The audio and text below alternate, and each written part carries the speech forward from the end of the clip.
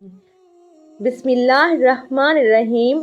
शुरू अल्लाह के नाम से जो बड़ा मेहरबान और निहायत रहम करने वाला है।